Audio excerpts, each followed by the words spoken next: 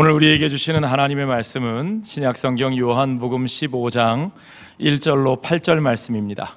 신약성경 173면에 있는 말씀 요한복음 15장 1절로 8절 말씀을 우리 한 절씩 교독하겠습니다.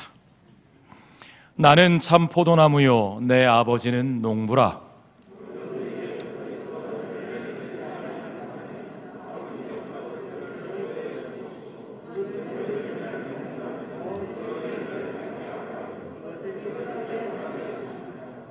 너희는 내가 일러준 말로 이미 깨끗하여졌으니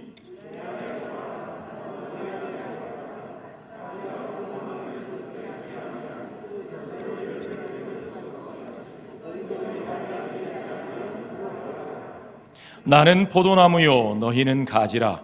그가 내 안에 내가 그 안에 거하면 사람이 열매를 많이 맺나니 나를 떠나서는 너희가 아무것도 할 수 없음이라.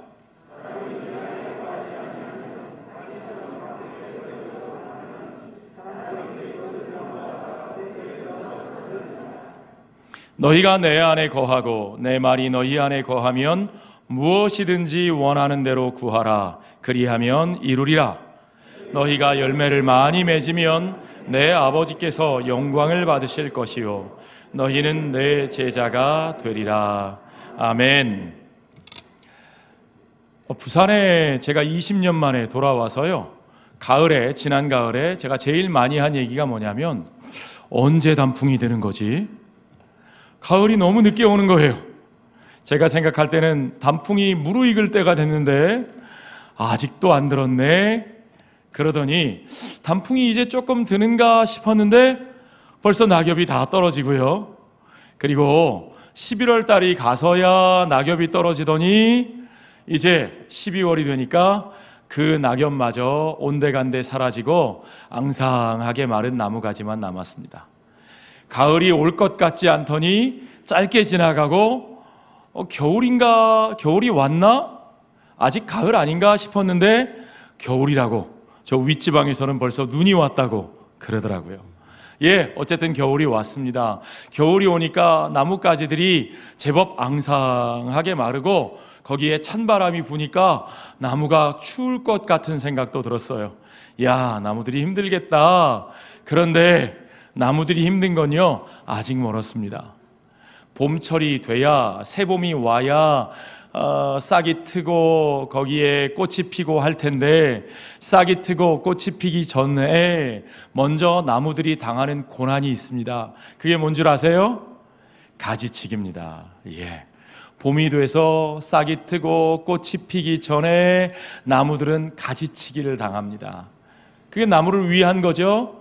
더 많은 꽃을 피우기 위해, 더 좋은 열매를 맺기 위해 나무는 쓸데없는 가지를 쳐내고 겨울을 잘 나고 새봄에 양분을 마음껏 빨아들이고 그 필요한 곳에 양분을 공급할 수 있도록 가지치기를 해주는 겁니다. 이렇게 말씀을 드리니까 제가 제법 그런 일을 잘하는 사람처럼 보일 텐데요, 솔직히 고백하면 저는 손으로 하는 일은 잘하는 게 한 가지도 없습니다. 그렇게 생겼죠? 그냥 주워 들은 거예요. 주워 들은 지식이지만 오늘 말씀을 이해하기 위해서 여러분과 나누고 싶었습니다. 장미꽃을 저도 참 좋아하는데요, 장미꽃을 가꾸시는 분들의 얘기를 들어보니까 장미 이 덩쿨을 그냥 두면 제멋대로 막 엉키고 가지가 뒤엉키고 안으로 자라서 꽃이 적게 피는 건 아닌데, 오히려 내버려 두면 꽃송이는 많이 달리는데 꽃이 부실하답니다. 꽃송이가 작고 예쁘지 않은 부실한 꽃들이 피게 된다는 거죠. 상품성이 없는 겁니다. 우리가 좋아하는 아주 크고 탐스럽고 아름다운 장미꽃을 피우려면 어떻게 해야 되느냐? 그 덤불들을 정리해 줘야 되는 거죠. 잘라내야 되는 겁니다. 그래서 이 가지가 안으로 들어간 가지들, 햇빛을 받지 못하는 가지들은 다 정리해내고 양분을 잘 모아서 햇빛을 잘 받는 가지에다가 보내줘야 거기서 크고 탐스럽고 아름다운 장미꽃이 피게 된다는 거죠. 자, 여러분, 예수님은 바로 이러한 가지치기의 원리를 포도나무에다가 그대로 적용해서 말씀하고 계십니다.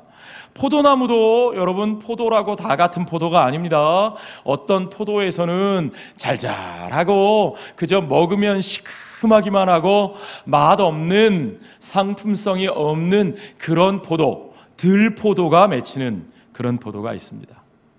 제 원래 본적이 경기도 안성이거든요. 태어난 곳은 서울이지만 저희 아버님 고향이 경기도 안성이에요. 경기도 안성에서 제일 유명한 게 뭐냐? 포도입니다. 포도. 거봉포도. 제가 어려서부터 거봉포도를 많이 먹고 자랐어요.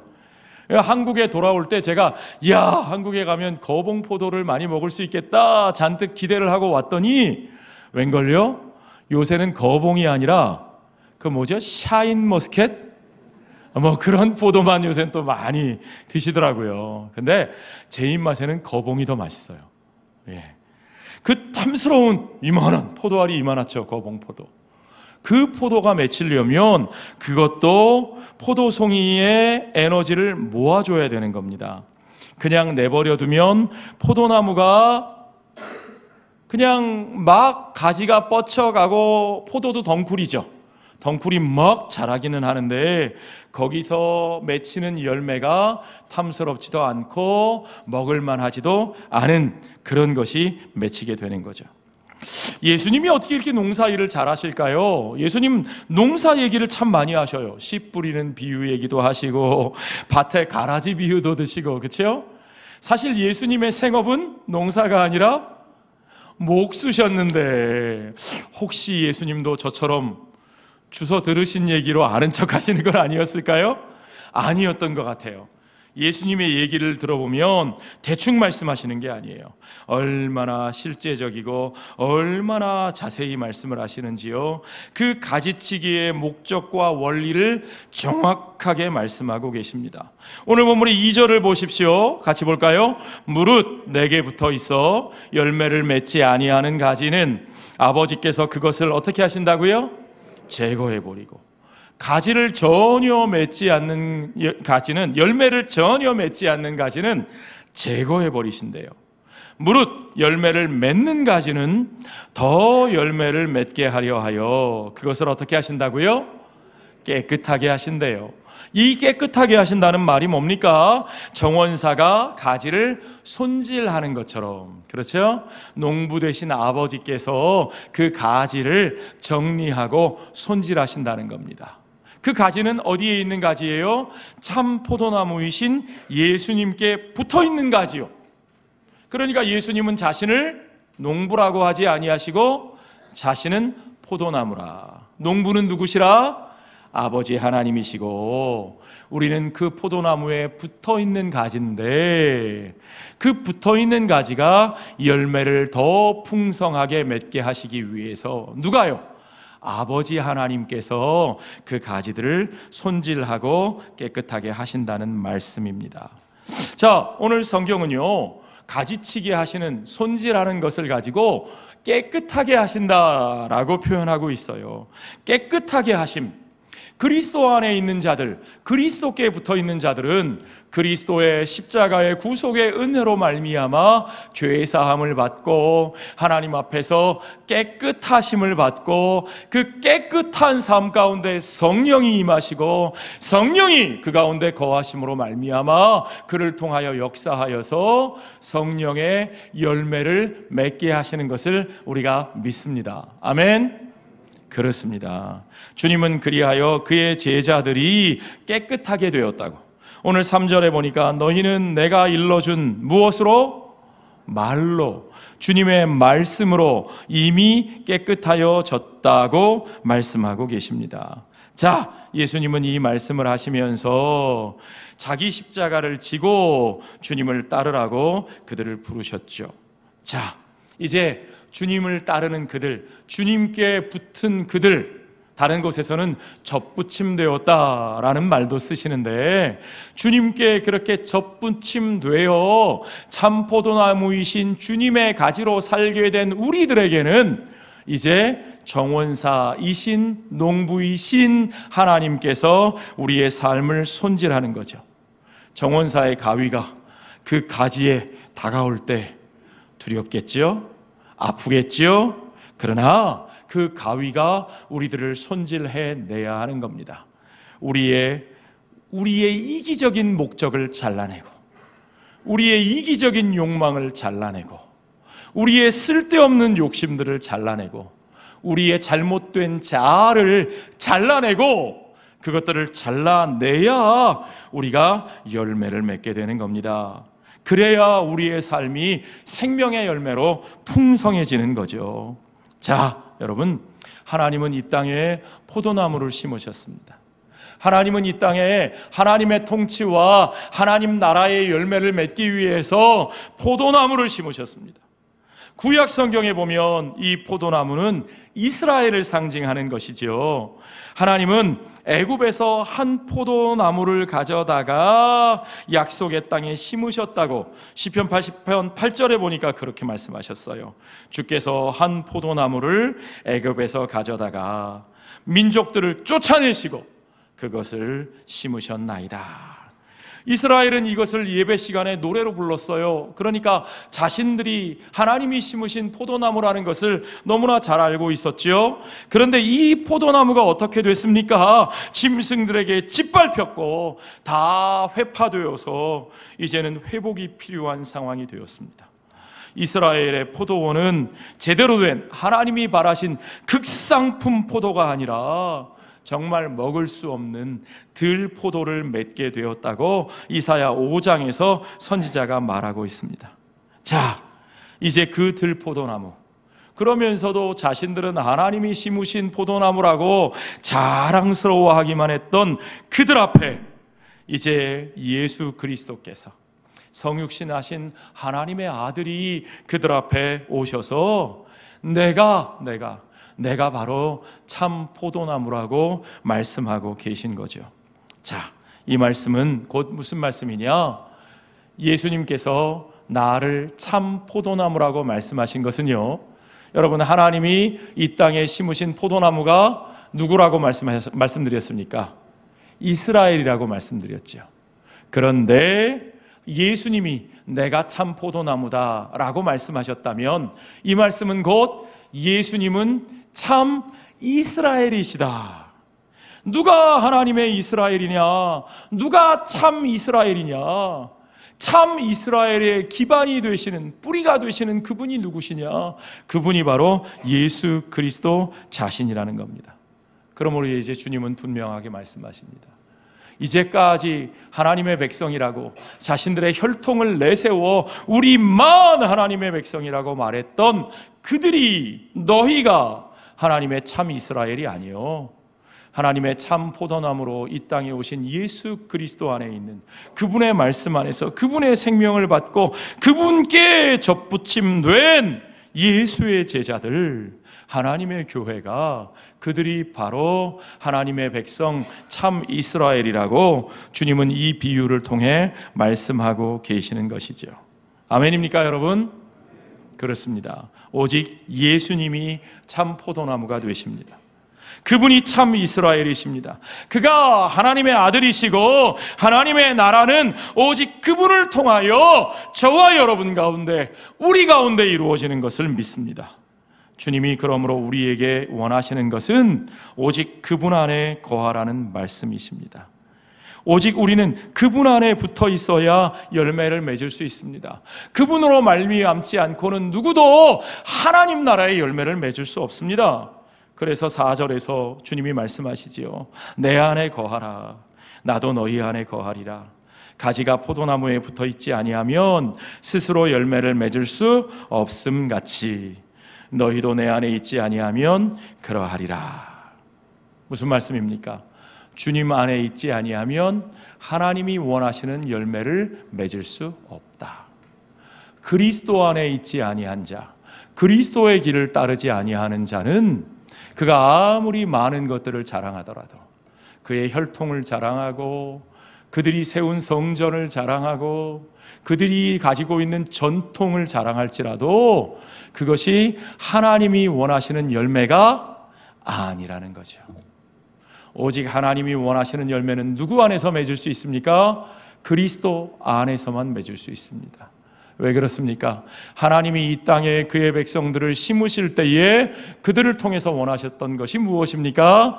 그들을 열방의 빛으로, 열방의 축복으로 세우사 그들을 통하여 열방이 주께로 돌아오게 되는, 열방을 사랑하시는 하나님이 열방을 용서하시고 열방과 화해를 이루시고 열방을 구속하셔서 열방이 하나님 앞에 돌아와 그들이 하나님의 백성으로 함께 그 영광과 축복을 누리는, 그 잃어버린 사람들을 찾고 그 잃어버린 세상을 회복하시는 것이 하나님이 그 백성을 이 땅에 심으신 온전한 목적이기 때문입니다. 주님은 그 목적을 어떻게 이루십니까? 그 백성, 그 이스라엘이라고 하는 한 나라, 한 민족을 힘세게 하시고 부자가 되게 하시고 강한 나라가 되게 하셔서 그들로 주변의 모든 나라를 짓밟아 복속시켜 그들 위에 군림하여, 그래서 그렇게 하나님의 나라를 선포하려고 하십니까? 아니요. 하나님은 그러한 바벨론의 길, 애굽의 길, 로마의 길을 따르지 아니하시는 하나님이십니다. 하나님은 그 백성 가운데 온전한 왕 예수 그리스도를 이 땅에 보내주시는데, 아까 우리 백 목사님 말씀하셨죠? 하나님이 그가 계신 그 영화로운 곳으로 우리 보고 올라오라 하신 것이 아니고 하나님이 친히 이 땅 가운데, 그 범죄한 백성 가운데, 그 잃어버린 백성들 가운데로 하나님이 친히 이 낮은 곳에 겸손히 임하셔서 성육신 하신 하나님, 우리 가운데 함께 하시는 임마누엘 하나님으로 이 땅에 오셔서 우리와 함께 우리에 대한 사랑으로 우리를 치유하시고 우리를 용서하시고 우리가 겪어야 할 그 고난과 그 죽음을 몸소 다 겪어내시고 그 모든 것을 통하여 참으로 하나님의 용서를 이 땅에 선포하시며 그 용서의 은혜 앞으로 나오는 모든 이들에게 하나님과 화해를 이루게 하시며 하나님과 화해한 그 백성들을 온 땅 가운데 보내어 이 세상에 온전한 화해를 선포하심으로 말미암아 이 땅의 힘으로 이룰 수 없는, 이 땅의 능으로 이룰 수 없는, 이 땅의 권력으로 이룰 수 없는 그 온전한 하나님의 평화, 그 샬롬의 나라, 하나님의 나라, 새하늘과 새 땅이 오직 예수 그리스도의 길, 그 십자가의 길을 통해서 이루어지게 하시는 하나님이신 것을 여러분 믿으시기 바랍니다. 그러므로 여러분, 이 땅에 있는 하나님의 백성들 온전히 그 예수 그리스도 안에서 예수님의 십자가를 따라 자신을 부인하고 겸손히 낮추는 성육신의 믿음으로 예수 그리스도의 성육신을 따라 온전히 예수 그리스도의 십자가를 지심같이 자기의 십자가를 지고 예수 그리스도의 그 길을 따르는 자라야 하나님이 원하시는 열매, 사랑과 용서와 화해와 참된 샬롬의 열매를 맺게 되는 것을 믿으시기 바랍니다. 예수 그리스도의 길, 성육신의 길, 십자가의 길이 아닌 다른 어떤 길로도 우리는 하나님이 원하시는 그 하나님 나라의 열매를 맺을 수 없다는 사실을 여러분 믿으시기 바랍니다. 그러므로 요한복음 14장 6절에서 예수님께서 분명하게 선포하셨죠.